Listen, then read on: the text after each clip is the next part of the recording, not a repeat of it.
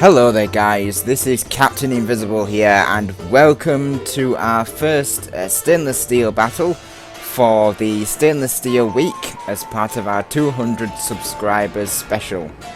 So this is a quick, well very quick actually judging by the time, 2 versus 3 battle with myself playing as the Teutonic Order and Kit Booker playing as the Crusader states, so a nicer Crusader combined force there.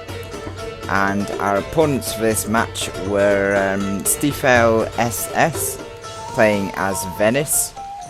We've got Teutonic Elite playing as the Kingdom of England, and then we've got over at this side Koenig Panther playing as the Kingdom of Hungary.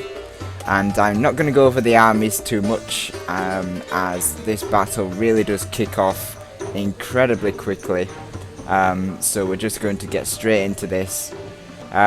So 2 versus 3, we were obviously given more money for our team, and we made the rules so that the opponents didn't have such a significant cavalry advantage over us, because normally when you do sort of 2 versus 3s, 1 versus 2s, if the rules are max 5 cav, your opponents can bring, say in a 2 versus 3, your opponents can bring 15 cav and you can only bring a maximum of 10, so it already puts you at a disadvantage. So we made the rules so that the opponents wouldn't have such a grand advantage over us cav wise. And before the infantry gets started, I just want to show off some of these sweet stainless steel units. These cannons of the Holy Sepulchre with their amazing plate armour. We've got some dismounted St. Lazarus Knights with their cool axes, and then there's some where are the other guys? These guys, the Templar Guard with their gold-plated armour. They look a bit like the dismounted Broken Lancers, except they've got big pole arms, so they must be good. And then there's some sweet heavy spearmen here, plate-armoured spearmen, kind of like the Welsh in the Kingdom's expansion. Some more of their St. Lazarus Knights. And then we've obviously got our Teutonic Order force, the foot half-breeder, some sword brethren, and then the obviously mounted and dismounted Ritterbritter. I never know how to say I never know how to pronounce these names. I'm not German, so I can't I don't have the accent to do so well with it. And then I've got some late pikemen just to support with some faithful peasants that are willing to die for the order, looking to catch some arrows with their faces hopefully. So the idea is to, the idea I had was to push the cavalry through this gap and use this gap between England and Venice to either hammer England's flank or use it to surround Venice. Looks like Kit Booker is leaning more towards the Kingdom of England, so my cavalry is should be rushing over to back him up.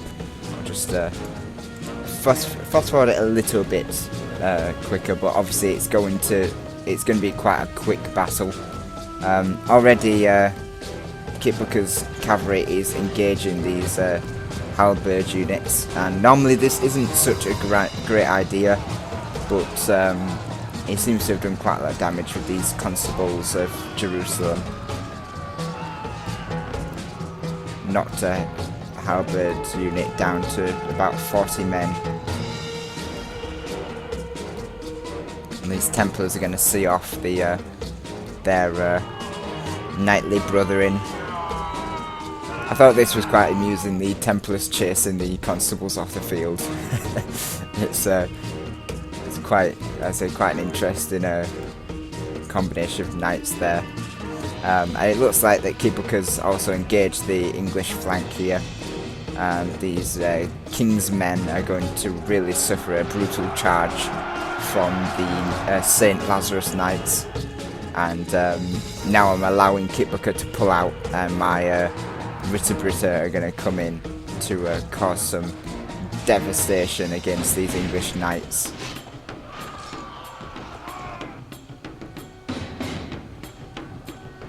So a brutal charge, and I think it breaks a couple of these English knights here. England is doing a wise thing, sending in these dismounted King's men to aid his cavalry. Certainly that was a very scary proposition, because these King's men are effective against cavalry and armour. So very, very fearsome proposition there. I didn't fancy staying in that battle too long with my infantry being so far behind. So we're going to pick a fight with these longbowmen instead. And the longbowmen should be an easier target to take out. I think my Ritter are better suited for fighting them than these dismounted English knights. So just the Jerusalem cav doing some more damage. Looks like these Knights Templar are finally getting their payback against these Constables of Jerusalem. But the Constables of Jerusalem seem to have maces, so that could prove to be quite fatal for the poor Templar Knights. It looks like we've got some cannon fire from Hungary, just trying to manoeuvre his force into a position where he can start to engage my flank. Unfortunately, though, it looks like it's a bit too late.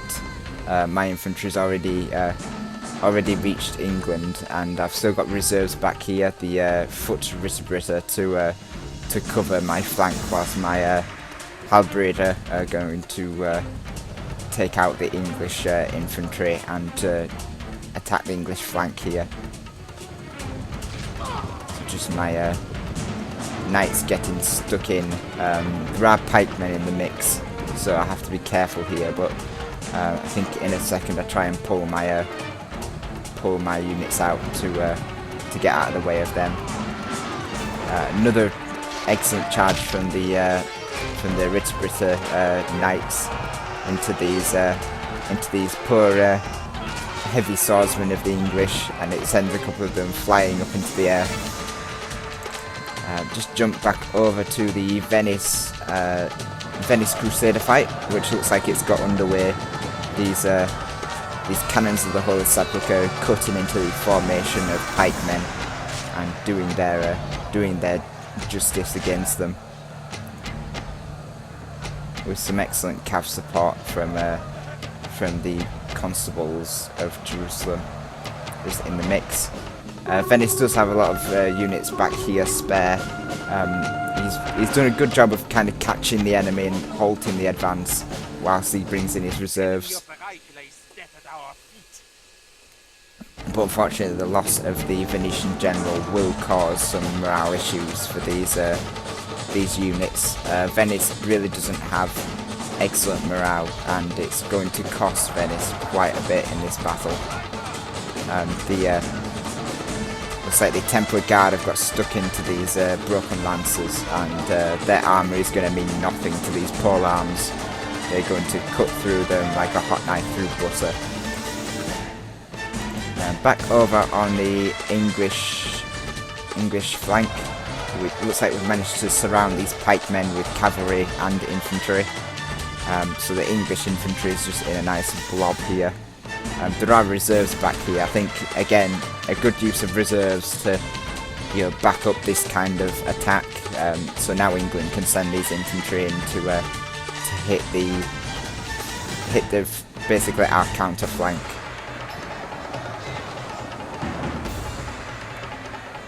Get stuck in with some sweet action. The halberd units do quite well in stainless steel, so bringing these halberdiers was quite a good idea. They're slightly cheaper than the Vitibrita as well, so they do quite well in this close-up fighting against heavily armoured opponents. In the meantime, my own knights and these sword brethren are engaged in a battle against these feudal foot knights of the Hungarians, and that's a battle I think they'll be more than comfortable with. They're definitely a force to be reckoned with, the Vitibrita. So they're engaged all along this line. The Hungarians really did throw a lot at the at my flank. These pikemen are holding off the Royal Bandarian Knights, and I think we're managing to keep the Hungarian Knights at bay whilst we defeat the Hungarian infantry. The morale of these Hungarian infantry are going to waver as our superior foot knights cut through their formations. And there's been an admit defeat. I think that is the Venetians. The pressure from the crusading infantry was just too much.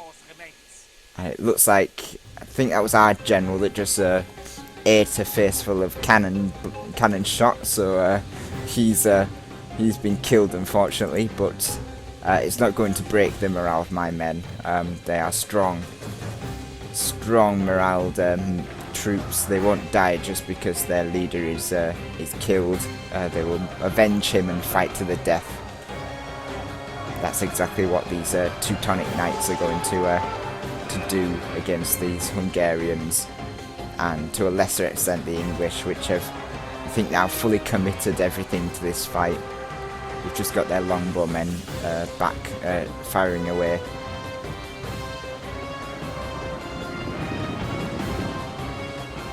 And the English general leaving his men to fight it out with the halberders of the Teutonic Order. We are thinning on this flank, and that's because most of our infantry is fighting the Hungarians now. They managed to break our... Oh, excuse me. They managed to break our flank, so we now were stuck in a just at this front here. Although we now have troops now to counter flank the English flank, so we can now send some reinforcements in to hit the English flank once more and hopefully break the formation. We will also have the Crusading kingdoms coming over shortly to assist. Some nice support will come in. If we can just hold this front, we'll have it. The Hungarian infantry is now scattered. The Vitibrita are currently cutting through these Pavis spearmen, and soon they'll have to deal with these halberd units as well.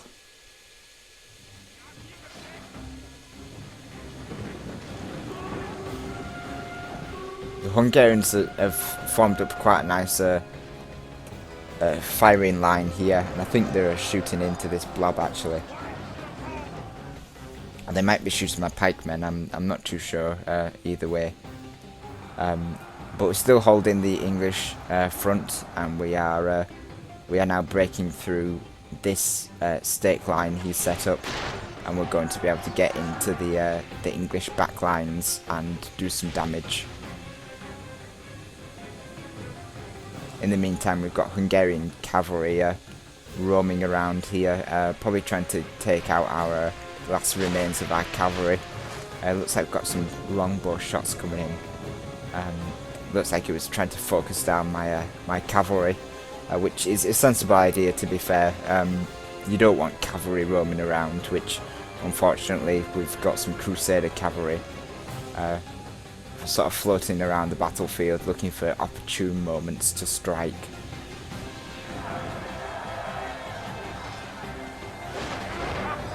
So the attack on the flank has been unleashed. These guys are still held up by some halberd units, it looks like. But as soon as they break through these guys, they'll be able to add to the flank pressure. But the English are in a lot of trouble here. The Ritter flank has trapped this bunch of English troops, and now the Crusading forces will be able to engage this front here. It looks like Teutonic Elite has formed up quite a nice defence here. He's going to try and hold off the Crusader states, but they came out relatively unscathed, and it's going to allow them to really hit hard against these poor English dismounted knights and king's men. An enemy of the Reich lays death at our feet. And with the death of the English king, it's going to be tough for the English morale. Still have some Hungarian troops roaming around doing hammer and anvil strikes against our engaged troops. Always a nice thing to do if you see the opportunity. But our infantry is currently pushing right the way through these longbowmen, and they should rout shortly, and it's going to give us even more troops to throw into this flank. Our cavalry is trying to pin down these Bandarian knights just to keep them pinned and stop them from hammering anviling our infantry. And then we've got the Templar Guard coming through to deliver the final blow against the English. Being surrounded with some fresh Crusader troops coming in, this is going to break the English morale and the Hungarians here. And there is some brutal cannon shots coming in though from the Hungarians. That we have to deal with these cannons. I think it came through against the pikemen. I think he was aiming at the pikemen. He wanted to get rid of them to stop my to allow his cavalry to have more freedom. Now he doesn't have his cavalry though. I think he's just left his cannons shooting whatever they like. But the English have finally been routed, and the Crusader cavalry is now just going to clean up things over here, make sure these English troops don't come back, and the remains of our infantry on this flank are going to cut through these longbowmen and finish them off. And I sent the remainder of my cavalry round to the flank in order to take out these cannons. They were, to be honest, I didn't notice them in the battle, but they probably got quite a lot of kills. I won't be able to tell you without checking the Hungarian results, but I can tell you that the sounds of the bodies of my men being ripped to shreds by a cannonball was certainly a scary sound, and definitely gave an idea of how devastating they've been in this battle. Yeah, the Serpentines are really accurate artillery in this mod. Anti-infantry cannons that really do hit their mark just about every time. So a very formidable weapon there. The enemy has lost half his army. But the Crusaders have managed to pull through on this flank, and I think we can safely put it on full speed now that we've broken through the infantry formations, and we can now push on to the crossbowmen who have been firing all this time and really putting down some pressure. But now they're going to feel the pressure in melee, which is not going to be to their liking.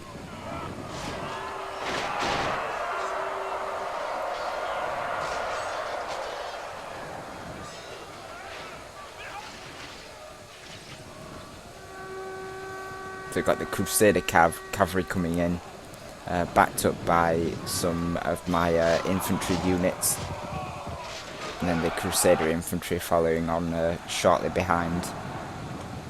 And it's going to break all these crossbowmen who really can't stand up in melee at all. And I admit defeat there from Konig Panther, and that is the battle. So it was an interesting battle, 2 versus 3. I did a 1 versus 2. Start again. I did a 1 versus 2 earlier when I first started playing stainless steel, and that one turned out as a victory as well for the player that was on their own. So it seems to be in stainless steel that the team that gets the most upgrades, because me and Kitbooker could upgrade our troops quite heavily, whereas the opposing side had to deal with either buying small forces of heavily upgraded troops or having almost a full stack of cheaper quality units. They couldn't afford, like us. I had 4 units of mounted Ritterbrüder, 4 units of dismounted Ritterbrüder, the 4 units of Halbrüder. I had a lot of heavily upgraded high quality infantry, and I suppose Kitbook had the same for his Crusading states, but unfortunately the opponents couldn't do that, and they had to sacrifice one or the other. So we had that going for us. So yeah, what it seems to be is that upgrades in stainless steel seem to be more effective than numbers. The power of an upgraded infantry makes them be able to kill a lot more of the numbers of a weaker quality infantry unit. So that's certainly something to look out for, and certainly makes these sort of 2 versus 3s a lot harder for the 3 ironically for the 3 people that are versing these 2 people with heavily upgraded armies. So actually it would be harder to be a player on the 3 team as opposed to the 2 players with their heavily upgraded forces, as ironic as it is. But yeah, an interesting fight. Just wanted to showcase some of the Crusading factions. The Teutonic Order is certainly a popular faction. I know that much anyway. And the Crusader States. The Crusader States are a faction you can't play in multiplayer as standard. You have to kind of mess with the files to get them to be a playable faction online. Kitbooker showed me how to get them into the game, so I can now play as them and the Khwarezmian Empire. But if you guys want to try out the Crusader States or the Khwarezmian Empire, I shall get a tutorial from Kitbooker, and I shall post that in the description of this video. So I hope you enjoyed this first look at Stainless Steel Week. As I say, I'm looking forward to seeing your replays. In fact, by the time you watch this, I will already have chosen the replays to post up, and will probably be posting them up already. So thank you very much for sending your replays in, guys. I shall make sure to look over them and see which ones I like I like the best, should I say. And yeah, stay tuned for more stainless steel action. So thank you very much for watching, and I shall see you then.